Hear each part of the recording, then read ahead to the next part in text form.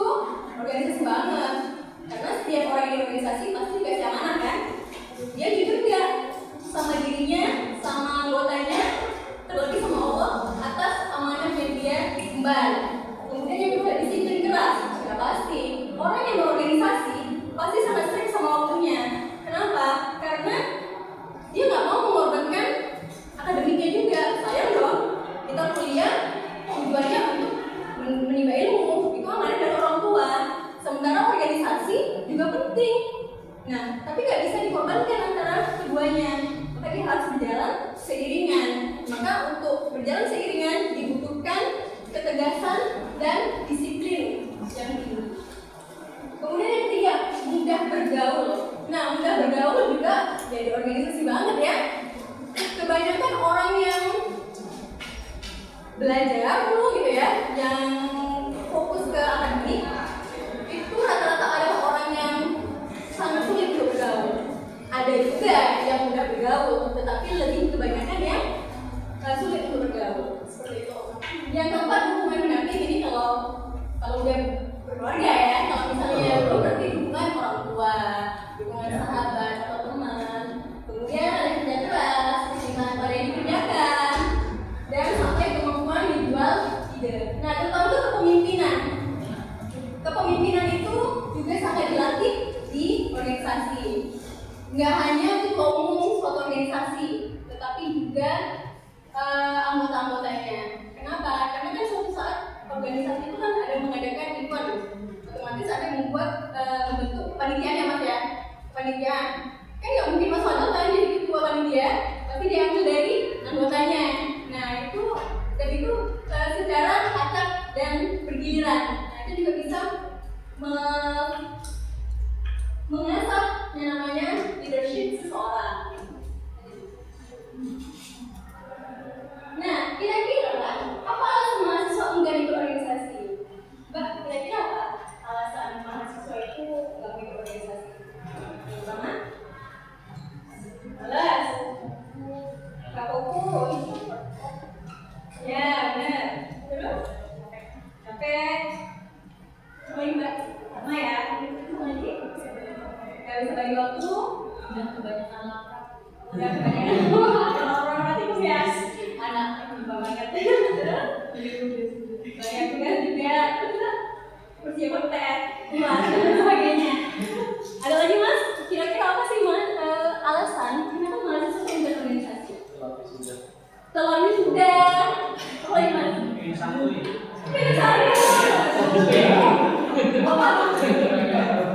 Introvert lagi? Punya fokus lain. Bisnis dan lain sebagainya mas.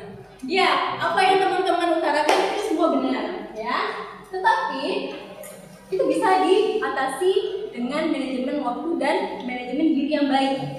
Nah, nanti kita akan bahas sedikit ya. Karena ini memang sangat berkaitan ya.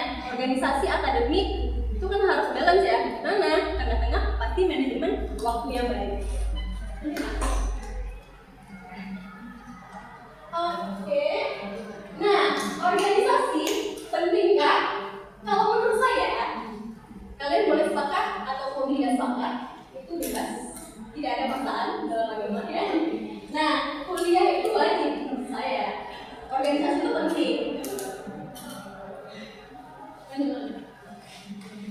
Nah, tipe mahasiswa. Tipe mahasiswa yang pertama ada gambar apa di situ? Ya, kuliah pulang. Ada yang seperti itu? Di UIN? Banyak ya. Nah, atau di ruangan ini ada yang kuliah pulang? Ada? Nah, biasanya orang yang kuliah pulang ini dia itu ya fokus to your end. Hanya pikirannya itu ya datang ke kampus untuk belajar. Setelah selesai ya udah pulang gitu kan, ataupun ngerjain tugasnya di pos. Kemudian yang kedua, kuliah perpus. Dia tujuannya kalau misalnya kuliah dia masuk kelas, kalau nggak ada dia nongkrongnya di perpus. Itu ada juga. Biasanya di IP-nya 4,0. Nah, sesuai dengan syaratnya. Dia juga kurang pergaulan. Karena yang jadi temannya hanya buku. Nah, itu ya yang kedua. Yang ketiga di bawah itu punang. Kuliah nangkring. Ini juga banyak. Tiba-tiba mahasiswa Indonesia udah selesai kuliah, keluar, kumpul sama gerombolannya, sama teman-temannya, sama gengnya. Terus FGD, fokus gibah discussion, ya kan? Fokus gibah discussion atau julitin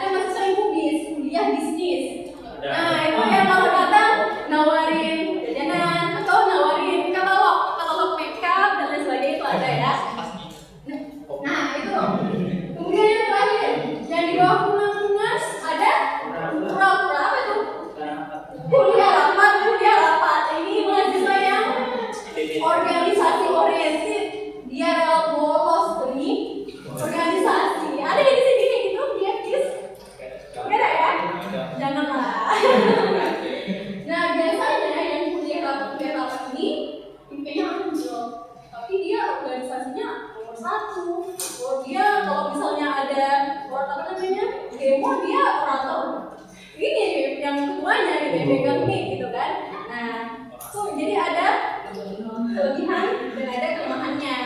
Nah, terus kita mau jadi mahasiswa yang seperti apa ini Kak? Gitu kan? Lanjut Mas.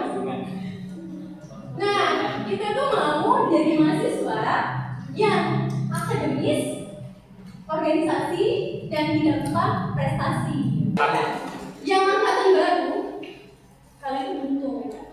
Kalian beruntung di awal-awal masuk kampus. Kalau seandainya mau pilih untuk berorganisasi, kalian beruntung. Kenapa? Karena sangat banyak benefit yang bakal kita dapatkan di organisasi itu. Dan itu nanti juga bisa berpengaruh sama misalnya kalian punya keinginan untuk lanjut S2, beasiswa pula gitu kan. Nah, organisasi itu menentukan. Jadi bukan hanya IP itu menentukan, tapi dia juga menghantarkan kita untuk lulus tahap administrasi. Ketika di ruangan interview, maka kemampuan organisasi yang diuji. Jadi IP kalian, IPS, semester IPK kalian itu hanya sampai mengantarkan kalian sampai tahap administrasi. Ketika kalian berhadapan dengan wawancara, misalnya beasiswa PDP gitu kan, nggak akan ditanya yang namanya IPK, nggak akan ditanya yang namanya kalian itu di kelas gimana, itu nggak akan ditanya. Yang bakal ditanya apakah aktivitas kalian di luar kelas. Nah, otomatis organisasi bakal jawab organisasi kan, dan kegiatan-kegiatannya, oh kami di organisasi ada pelatihan Pak, kami ada pengabdian masyarakat Bu, kayak gitu. Nah, kenapa? Karena mereka melihat leadership, kemudian kemampuan kita untuk menyelesaikan problem. Nah, kalau di organisasi kan nggak mungkin mulus-mulus saja ya, pasti banyak problem. Problemnya sih apa? Banyak pengurus yang aktif ya. Banyak pengurus yang nggak aktif, sehingga yang aktif harus mengambil alih tugas pengurus yang tidak aktif, biasa. Nah, itu adalah suatu permasalahan yang harus dicari solusinya. Kalian di situ memikirkan bagaimana menarik temannya supaya aktif kembali, itu satu, dan solusi kan. Kemudian bagaimana melakukan program kerja secara efektif dan efisien, itu juga membutuhkan solusi. Nah, makanya yang seperti saya katakan tadi, IPK hanya mengantarkan kalian pada seleksi berkas. Ketika kalian sudah dinyatakan lulus, maka dia tidak berlaku lagi. Yang berlaku adalah pengalaman organisasi kalian, kemudian prestasi non-akademik kalian, kemudian terutama pengalaman pengabdian masyarakat. Jadi mungkin ya masukkan ya nanti untuk organisasi ini ya, yes. Kalau bisa tuh ada pengabdian masyarakat. Nah, kalau ada pengabdian masyarakat, nanti ini para pesertanya ini kalau punya beasiswa, dia bisa menceritakan aktivitasnya pengabdian masyarakatnya kepada pengelola ataupun penyedia beasiswa. Nah, jadi yang kita inginkan itu adalah mahasiswa yang organisasinya oke, akademiknya oke, dan berprestasi. Biasanya disebut dengan aktivis. Nah, aktivis itu seharusnya aktivis yang benar-benar aktivis, organisasinya oke, akademiknya oke, dan dia banyak prestasi. Nah, artinya apa? Dia organisasinya amanah, menjalankan semua amanah dengan baik, dengan ikhlas, dengan bertanggung jawab. Kemudian dia akademik dia juga bertanggung jawab sama orang tuanya. IP-nya ya aman, nggak sampai di bawah 3, ya kumlot lah gitu ya. Nah, misalnya kumlot ya kan. Kemudian yang ketiga, dia ikut event-event akademik untuk meningkatkan prestasinya. Contohnya apa? PKN. Tuh, PKN. Kemudian apa lagi? Lomba karya tulis ilmiah yang sering diadakan kampus-kampus lain. Sering ya, di grup mitra banyak ya info-info ya Mas ya. Nah, itu nanti bisa di-share sama teman-temannya untuk ikut lomba. Nah, atau lomba yang suka nulis puisi, bisa nulis puisi, yang suka nulis esai, bisa nulis esai, dan banyak banget ya wadah-wadah kita untuk berprestasi seperti itu. Nah, apalagi di S1 kalian udah mulai publikasi. Wah, ini luar biasa karena sekarang ini dituntut ya publikasi. Fokus gitu ya. Nah, mungkin S1 belum terlalu, nanti S2 itu udah di awal-awal masuk kita dengar istilah-istilah seperti itu. Jadi kalau misalnya dilatih satu untuk nulis, mungkin nanti bisa diajarkan bagaimana cara menulis karya tulis yang baik, kemudian cara publikasi di sini itu bakal membantu banget gitu. Nah, setelah kita tahu mahasiswa aktivis itulah mahasiswa yang kita tuju, kita harus menjadi mahasiswa aktivis, maka kita harus kaji lagi. Sebenarnya efek samping berorganisasi itu apa aja sih? Nah, mungkin teman-teman pasti sudah tahu, tapi di sini saya mengingatkan kembali, kepada teman-teman apa sih efek samping. Tadi kan mungkin yang diutarakan teman-teman itu kan dampak negatifnya ya, fokus, capek mbak, kemudian ada fokus lain mbak, takut lama-lama mbak, gitu kan. Nah sekarang dampak positifnya yang pertama mengasah soft skill dan menambah wawasan.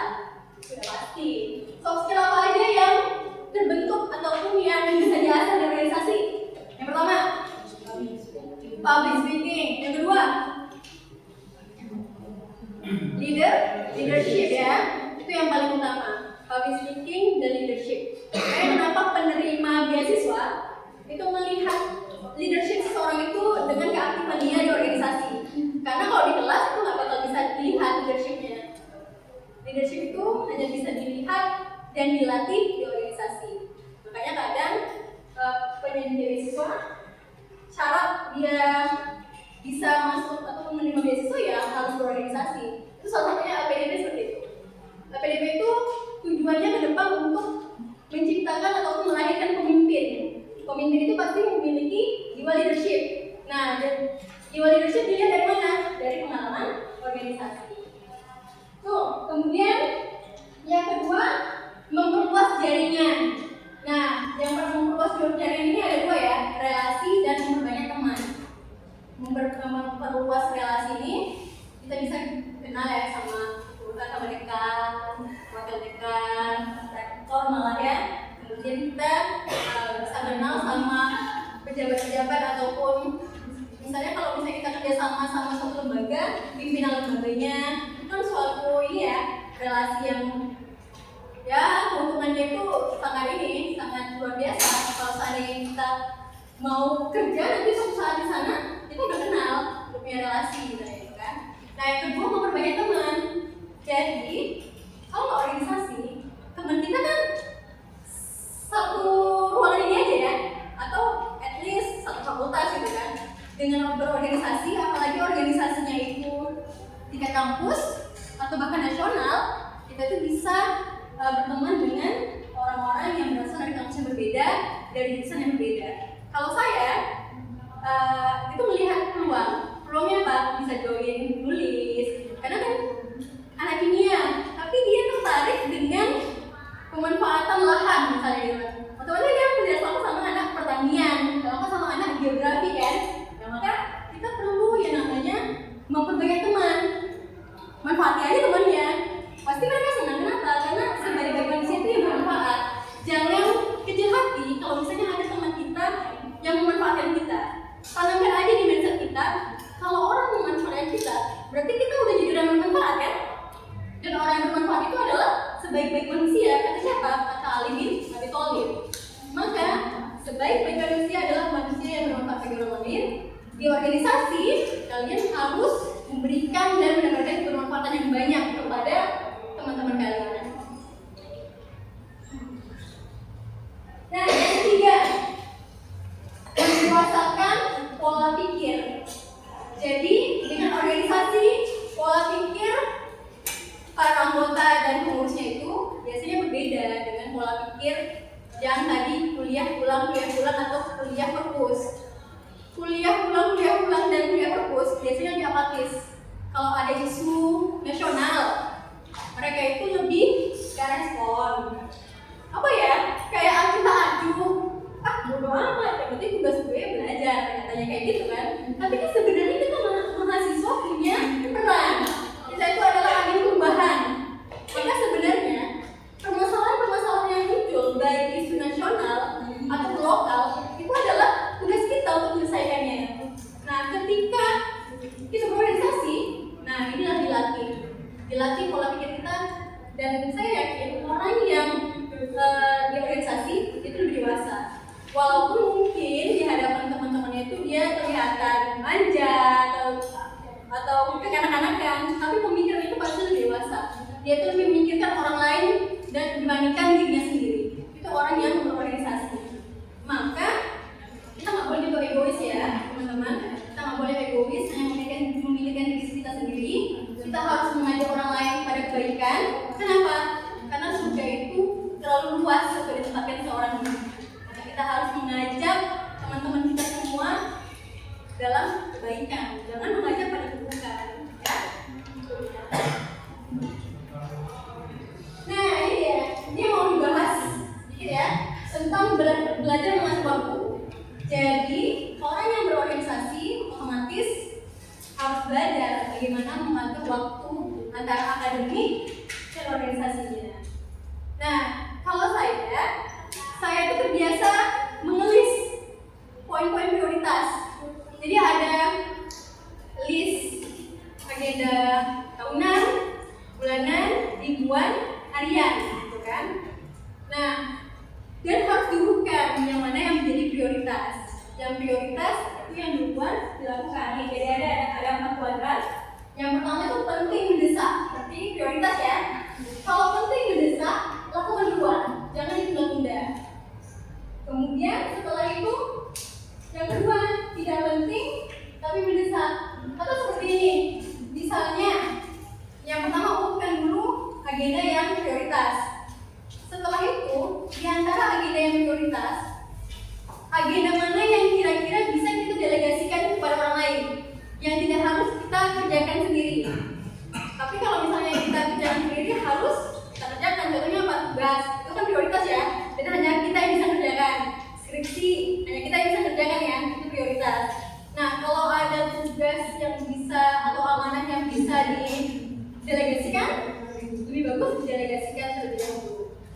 Itu ya. Jadi poinnya prioritas, kemudian mana yang bisa didelegasikan sama orang lain dan mana yang harus kita kerjakan sendiri. Itu dia. Dan kita tuh harus punya jadwal hari, misalnya besok malam ini kita udah list besok itu apa aja yang mau kita lakukan sedetail apapun.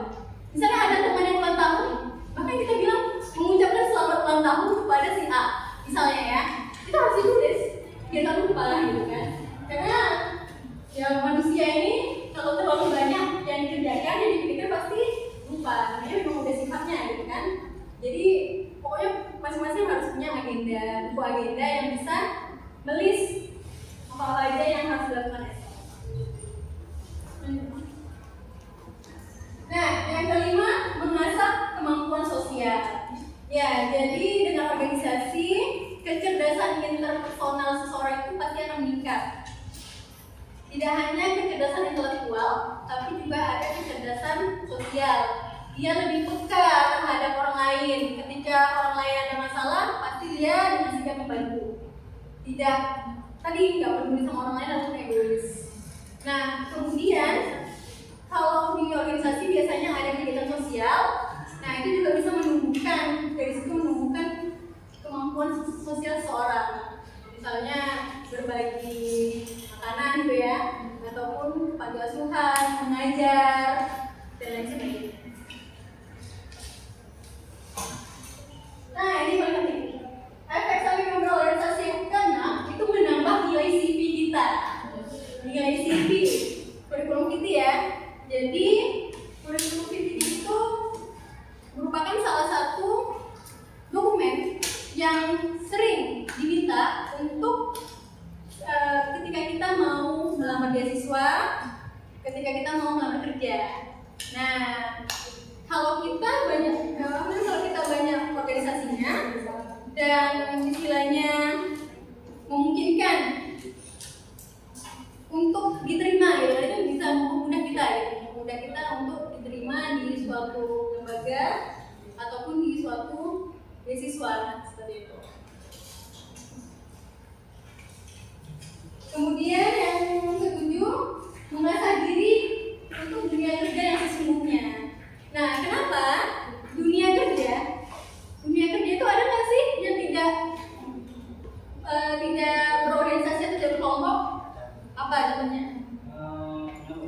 freelance atau Freelance? Iya. Freelance ada ketuanya kan? Ada ketuanya enggak? Ada. ada beberapa nggak ada. Beberapa ada, beberapa nggak ada kan? Tapi mayoritas pekerjaan di Indonesia terutama itu biasanya susunannya itu sama persis seperti organisasi. Jadi di organisasi ini kita udah belajar dunia kerja sesungguhnya. Dimana misalnya di suatu organisasi itu ada ketua, sekretaris bendahara. Ya kita misalkan aja di suatu perusahaan ada direkturnya, ada sekjennya, ada bendaharanya, sama kan? Seperti itu kan? Dan kita juga dapat amanah.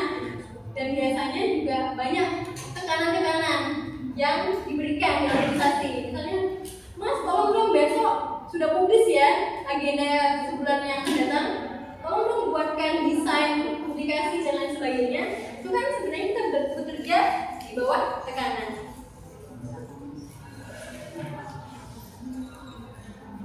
Ini ya, dari melatih diri dalam menghadapi tekanan. Nah, tekanan ini kalau tidak dibiasakan itu bakal membuat seseorang itu apa ya, kena penyakit mental katanya. Nah, sekarang itu banyak banget kajian-kajian di psikologi UGM tentang orang-orang yang sakit mental. Nah, terutama mahasiswa itu sekarang banyak banget sakit mental. Oh, Allah, kenapa? Mungkin diputusin pacarnya mungkin, atau kebanyakan tugas kali gitu ya, atau kebanyakan apa? Terlalu santuy mungkin ya, terlalu santuy itu tuh enggak ya, malah senang. Nah, jadi hidup itu sebenarnya nggak bisa juga santai-santai ya Mas. Hidup itu ya pasti ada ujian dan cobaan yang kadang membuat kita tertekan. Nah, tertekannya kita itu tergantung dengan keseringan kita menghadapi sesuatu. Apakah kalau semakin sering, kita semakin terbiasa, semakin terlatih untuk bisa mengikuti pola dan merumuskan penyelesaian atas permasalahan yang kita hadapi. Nah, salah satu wadah untuk itu, untuk melatih itu ialah di organisasi.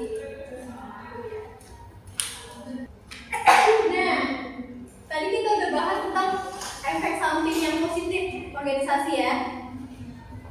Sekarang kita bahas bagaimana cara menjadi organisator yang baik. Jadi kan nanti teman-teman jadi pengurus nih, jadi anggota IFKIS misalnya gitu kan. Bagaimana cara kita menjadi organisator? Organisator itu nggak hanya pengurus, tapi juga di sini ada presidiumnya, seperti ketua, sekretaris bendahara, kadif dan lain sebagainya. Itu gimana? Yang pertama, nah, tips menjadi organisator yang baik itu pertama kompeten, profesional, kontributif. Wah, ini slogan yang inti banget ya. Jadi inti KM, inti kelas mahasiswa itu punya slogan KPK, kompeten, profesional, dan kontributif. Jadi memang kita fokus ketiga ini. Apa aja yang dimaksud dengan kompeten? Nah, kompeten yang pertama, tips menjadi organisator yang baik itu luruskan niat. Kenapa? Karena innamal a'malu binniyat. Segala sesuatu dinilai berdasarkan niatnya. Nah, niat seorang muslim beramal soleh, beribadah cuma satu, mengharap ridho Allah. Nah, supaya organisasi kita ini bernilai ibadah juga dan memberi efek ke akhirat, tidak hanya dunia. Karena kalau efek dunia itu kita rugi gitu kan, udah capek-capek di organisasi, nggak ada pahala di akhirat gitu kan. Maka kita harus meluruskan niat dan organisasi ini untuk mengharapkan ridho Allah, untuk menjadi insan yang bermanfaat sehingga aku termasuk orang yang sebaik-baik manusia. Kemudian ya untuk beribadah gitu. Jadi untuk menjadi silaturahim, karena kan pasti kan setiap minggu ada pertemuan ya, apa itu kan suatu silaturahim juga kan. Nah, kemudian juga kayak tadi apa namanya lagi, meluruskan niat untuk mengharapkan ridho Allah Subhanahu wa taala. Pokoknya itu ya, niat organisasi itu disamakan aja dengan niat beribadah, yaitu mengharapkan ridho Allah. Nah, untuk kompeten juga selain niat, kita tidak boleh yang namanya berhenti belajar. Artinya apa? Sudah pasti organisasi itu bahkan menyediakan kajian-kajian untuk pengembangan diri.